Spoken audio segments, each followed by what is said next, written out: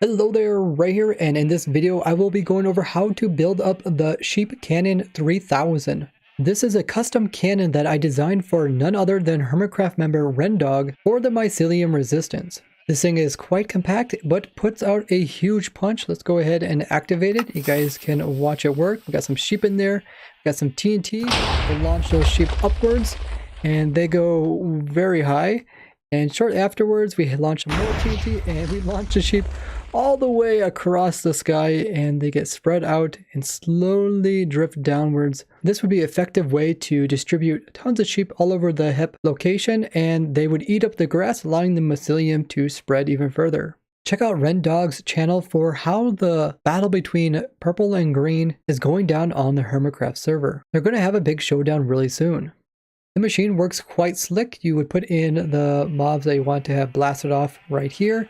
You align them using both of these pistons. Then everything is ready to go. You push this button and that's going to ignite some TNT underneath the sheep to blast them upwards. After you give them some potions, and then we have some more TNT lit right here, which is going to be shot right afterwards, and then it will hit those sheep and push them to the side, and they're actually so high up you can't even see them from here, but there they are. And then they'll slowly drift down with their slow falling effect. And remember guys, if you haven't subscribed already, go ahead and do that, as I make hundreds of simple farms and machines for your day-to-day Minecraft needs. And check in the description for our entire playlist of more of these. Now I do have to admit, building this contraption up did take 8 hours, but it mostly came down to tweaking the timings for the maximum distance, as Rendog's initial target was quite far away from where he wanted to have the cannon built. Let's get started, show you guys how to build this up. I got a little platform here, and each platform has one more layer of blocks, and at the very end we'll have the entire thing built up. So this is the first layout. Target blocks are just to show you guys the distance between things. We got dispensers here. Each of these are full of some TNT. If you're only going to run this thing one time, you only need to have one in each dispenser. All the dispensers are pointing towards the center, and once you got this layer done, the next layer is another layer of dispensers and TNT on top. We also got some redstone connecting them up together so that we can start the launch from a single location. We do have another TNT cannon being built over here. These are also dispensers with a TNT in them, and you can see the delays on the repeaters. So after you got that built up, the third layer here is another set of dispensers with TNT facing inwards. And over here we have two more pointing towards the center of this one.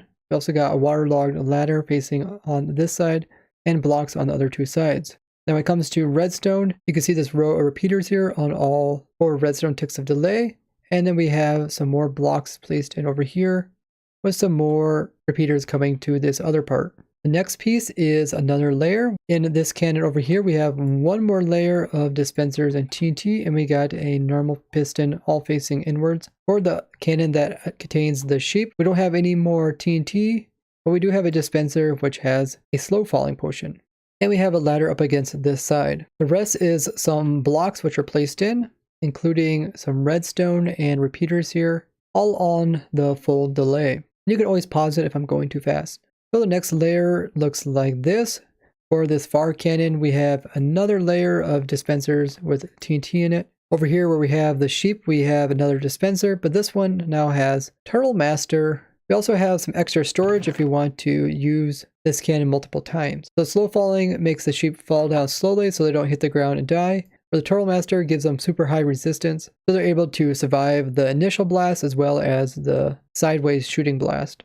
Everything else is just some blocks along here. We also got some repeaters and redstone in here connecting things up, and these repeaters are on 1 tick. There's also a sticky piston facing upwards. Move on to the next one, we can see that we kind of finish up on the redstone. For this cannon over here we also have another layer of dispensers with TNT all facing inwards, and for this cannon over here we add in another dispenser.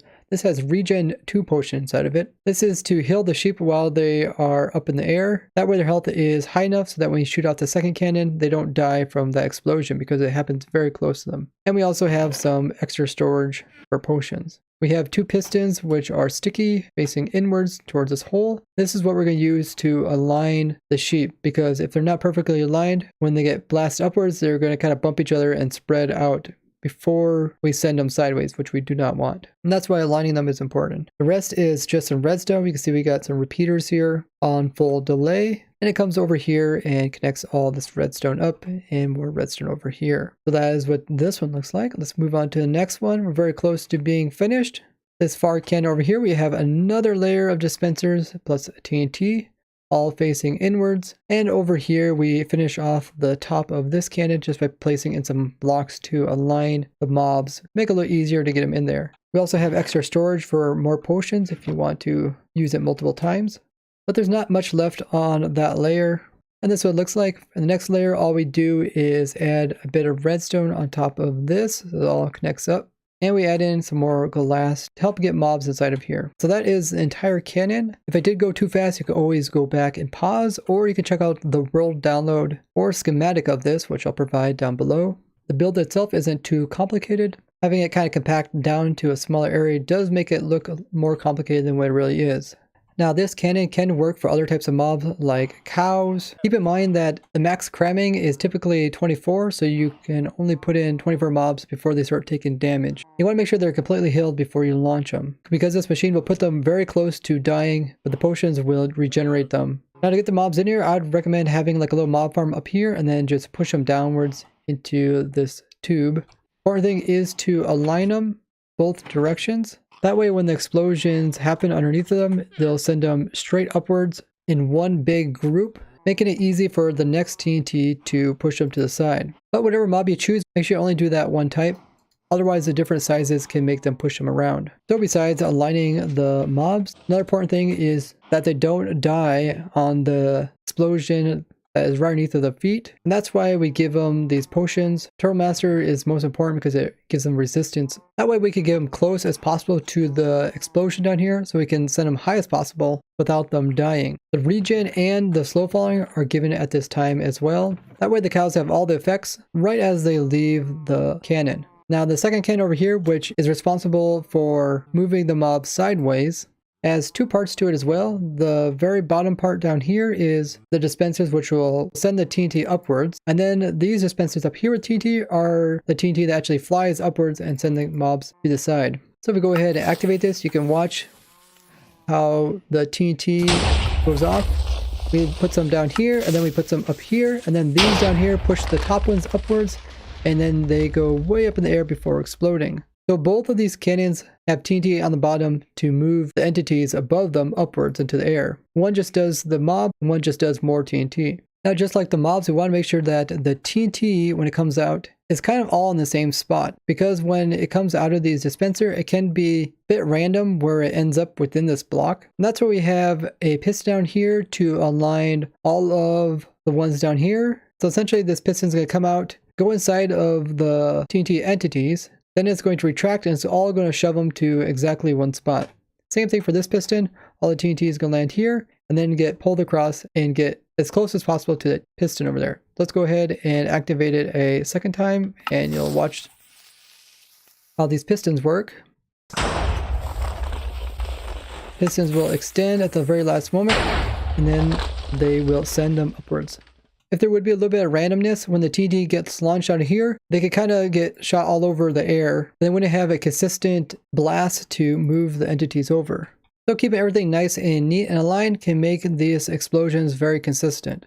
All the redstone is just to time everything perfectly, so that the mobs will go the highest as well as farthest without dying. We even let the mobs go up first, so that gives them time to regenerate. So notice how these guys will get shot way up into the air, and then they'll slowly fall down and regenerate their health by the time the next TNT comes and shoots them sideways. Otherwise, they would definitely die from that explosion. All in all, a very fun machine to run. Such amazing results, shooting mobs way up in the air, then having another TNT come in later and blast them to the side, and then watching them spew downwards very, very slowly. Big thanks to Rendog himself for asking me to take on this amazing challenge. I don't do a lot with TNT cannons, but it was well worth the time put into it. If you guys enjoyed this, make sure to leave a like as well as share this video with others. And hopefully we can make the Sheep Cannon 3000 a staple of every person's survival world. Don't forget about all the unique playlists I have, ones for simple farms, complex farms, snapshot tricks, rares, and even glitches. You will surely learn some new stuff. Bye-bye.